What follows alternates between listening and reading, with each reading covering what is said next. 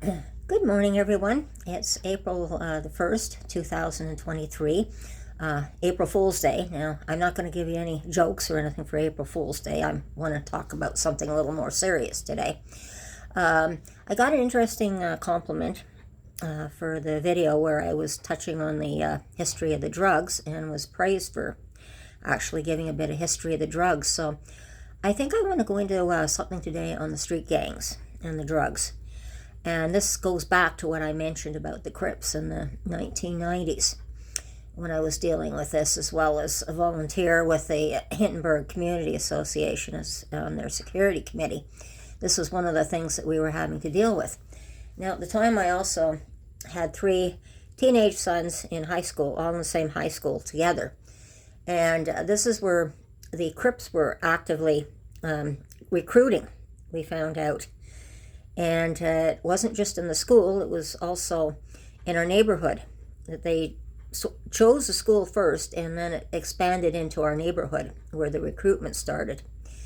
And I like to start off with not realizing what was fully happening that got us involved. There was an incident with one of my sons at the school in which he was being what we thought was bullied at the time, but we did not realize that it was the Crips and the street gangs that were bullying these children who were also in the neighborhood going to the same high school. And so we ended up getting involved when someone come from the school, one of the kids from school called and said, well, they were going to gang up, 16 of them were going to gang up on him and beat him up. And we couldn't understand. And of course, at that time, when you ganged up on somebody, it was just called ganged up. Now, today, we call it swarming. So they were going to swarm him and beat him up. So anyhow, my husband and I raced down to the school, trying to figure out what was going on, because there had been other threats about being beaten up before. But this sounded pretty serious today, so we took off, got to the school. Now, my husband at that time, having worked for OC Transpo, he got injured at work and was suffering from chronic pain. So walking was pretty painful for him. And but today he was so angry, I was practically running after him to try and keep up with him. And he was just ready to blow, I don't know how many gaskets, but he was ready to blow the gaskets. Like, what is going on down here? So we got to the school. We got to the principal. Well, the school had 2 vice principals at the time. He had an encounter with one vice principal. She thought he was threatening him, and he wasn't. And the other VP came out that we did know very well and said, well, no, he's not threatening you. If that went to court, I'd have to say he's not threatening you. He's upset, like, what's going on here?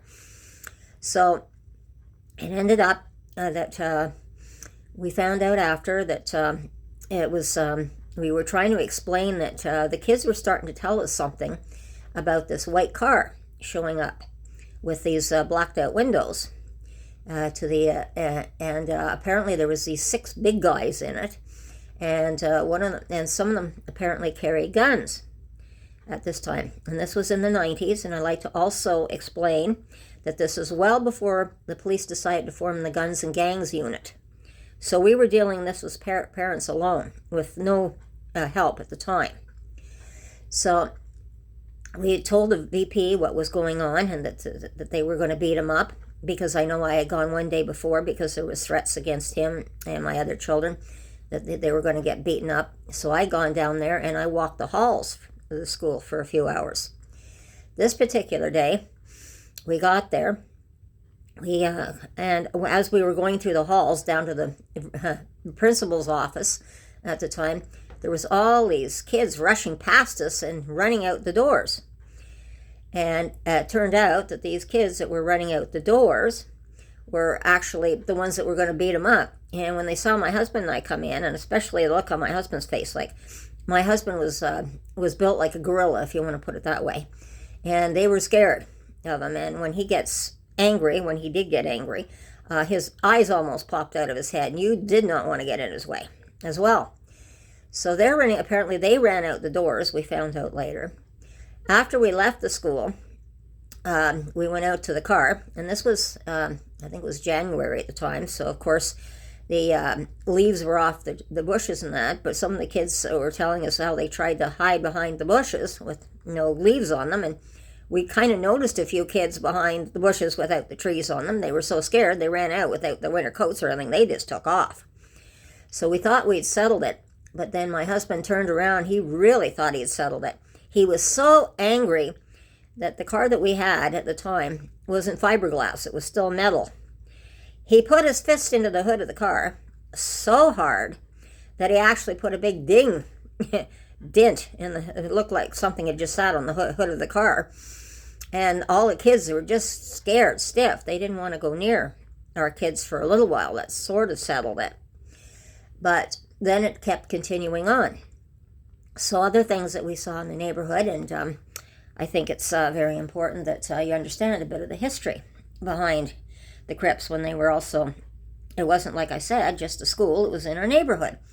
So we to go back in the history of this a little bit further, one of the neighborhood children that I knew, watched him grow up in the neighborhood. He was friends with my children. There was a day when he was very young, and they were very young, only about 6, 7, 5, 6, 7, somewhere in that age group, that my children, and I had just had a new baby, a 2-month-old little girl at the time. So they had told me that they were going out to the fort. Now, the fort was supposed to be right across the street. It was a bunch of bushes all together that they called the fort. Next thing I know, I have a neighbor knocking on my door telling me that that my children with this other neighborhood child were a street over, and they were playing with matches and trying to start light a shed on fire. And I'm going, what? And so I ended up having to get a neighbor to babysit my 2-month-old so I could go over there and straighten it out. Now, this little boy was a really cute little boy, but always into trouble. His mother had an alcohol problem. His father worked around the clock trying to keep the family together, so we knew what was going on. And his older sister, was supposed to be babysitting him. This particular day I got there, I was told how they were playing with the matches, how they tried to get into the shed, so of course I disciplined mine, and of course when the police showed up I explained, and then I took my son back home. In the meantime, his mother, drunk behind the wheel, of course, grabbed her son and took him back home. So this was kind of the start of the life that he had. Was not very good home life at the time. And of course, I turned around and I explained to my children that this was definitely wrong, that apparently there was a gas can full of gas in this neighbor's shed. Now, I also went up, talked to the neighbor. I had my oldest son write a "I am sorry" letter 50 times, the same sentence over again, to discipline him. But I also informed her that if they had something flammable in a shed, they should have had it behind lock and key, because that was partially their fault as well, not just my own children's fault on that one. So this was the background of this little boy, because it's extremely important how he ended up.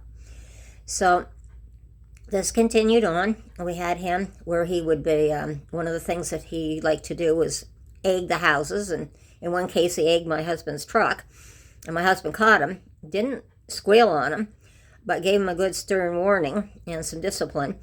So he respected my husband for that, which was probably a good thing, because he was always getting into trouble. Like, we were trying to be, like when I grew up, everybody in the neighborhood was everybody else's parent kind of thing. We just kind of looked out after each other. So that's basically what we're doing. So I know this is probably going to be a bit of a long video, but I'm trying to give you some more background history here. This little boy, because now he was going to the same school my children were going to, and he got caught up in the situation. And so he joined the Crips. He got really heavily involved with them. They were stealing cars at the time. We believe that he probably had a stolen van one time, and my husband really lit into him, told him, "You better get out of this." Eventually, he did try to get out of it, and this is what happened to him. As I found out years later, the week before he actually was murdered, the week before he died, I know I had talked to him, and he was all excited. He wanted to really get out of the gang now. Because he was going to be a new father. his girlfriend was pregnant and going to have a baby. So we thought everything was going to be really good because he was going to get out. A week later, he went to some sort of a party and died. It took them a year with the autopsy to figure out is what the kids at that time called boarding. And of course, I know boarding, if you know anything about prisoners, and boarding is usually the person's mask is over a person, they're pouring water on them. Well, in this particular case, boarding today to the street children means that their heads put on the sidewalk, between the sidewalk and the curb and the pavement below, and then they're stomped on with their head until they're dead. But I know they had a hard time with the autopsy, but they finally proved that he was murdered at that time. Now, this goes on even further. This particular person who was involved with the Crips had a girlfriend. The girlfriend was another girl that went to the high school as well. And she got really scared because she thought it was great. And of course, sometimes the girls are attracted to these, I don't know, I never was, but these particular type of people. And she was in the car with him one day. He was driving. And apparently he had to avoid an accident, slam the brakes on. And she discovered the gun was flew out from underneath the seat at the passenger side where she was sitting. That scared her. She tried to break off with him. All he wanted to do was get her pregnant, have babies. He was really horrible. The only way she could get away from him was she ended up for a year having to go way outside of Ottawa and living with an aunt for a year. But she kind of learned her lesson, so thankfully she got out of it. Now, the other part about this is what I was talking about, the car thefts, was that my older son was decided he was going to live for a little while with a friend of his out in Ottawa South. Now, the father had a bit of land. He rented out the land to this man who had this son, and it turned out this was the head of the Crips that we didn't know about, and that the father and his son were apparently, from what my son said later, was a chop car operation, and that they were shipping, and even the girl that went out with them said they were shipping the cars to Montreal at the time, like it's even being said to this very day. So there's a lot of history behind this. Then it was because what happened with my son was that this boy, who was in the Crips here, was 16 years old, and he thought it was funny because there was an engine block on the property at the time, and my son couldn't get around. He thought he was just going to take the car and try and pretend he was going to run my son over. Well, my son trying to jump out of the way, and what happened was he tripped over the motor block lying on the ground, and he was knocked unconscious for a short time. This scared my son so bad, he came back home to be living with us, and then we were watching, ironically, a television program that was from Britain at the time, and it was showing a chop car operation and how they do this, and it was between France and Britain and how they were shipping the cars and parts and stuff over the English Channel. That's when my son suddenly realized, oh my God, that's what we're doing. We're being hired, and we're getting a few dollars for stripping down the cars in the back. So he actually came out of it, luckily. Then, of course, the other thing about this particular case, and the one that was involved, the son, the 16-year-old, after the other boy in our neighborhood was killed, it was approximately 2006 that he got into some kind of a skirmish, and this was outside of the outskirts of Ottawa, and he was shot dead himself. And ironically, guess what? He was all excited because his girlfriend too now was going to have a baby, and that's all he kept talking about was the babies. He wanted babies, so he ended up dying. So actually, crime really isn't worth the doing, period, for these kids. They don't realize what they're getting into. So I think it's important that we understand a bit of this, what happened, and I think history is, and I certainly have a lot more to say on it. But I'm just going to give a short video again today so it's not too long. And I still have more things to say about it, but I just wanted to give you a little bit of a history that to the fact that this is what they do today. And that's why we have now it's guns. They're just settling everything with guns. That's why we're having shootings in Ottawa. That's how they settle everything today. So this is, and this is just the beginnings. And like I said, I wanted to tell you this. I think it was important that you understand that this has got out of hand, and the drug trafficking certainly has got out of hand. But this is just part of the way that they do things when they're dealing with the drugs or dealing with the car thefts. You want to get out of it, you're going to die. And they take people, and these people that are being shot, if they're involved in drugs, they're just being made an example of. So I think it's very important that people understand that. So I'm going to drop this video for today, and it's good to hear. I love hearing from my viewers, and I certainly hope you can subscribe to my channel, because I think what is also, maybe I like to mention as well, back to the police again, nothing bad, but I think what is happening, like myself, I'm up in retirement age, and the officers who are up in retirement age, like myself, the old guard has now retired, but there's so much valuable things that the old guard could actually pass on to the new guard, to our new officers, of just some of this history. And perhaps I could even help them deal with some of this. I really feel that they could use the benefit of their wisdom of what they've gone through. So they may be retired, but they really need to speak to some of our younger officers about what's going on.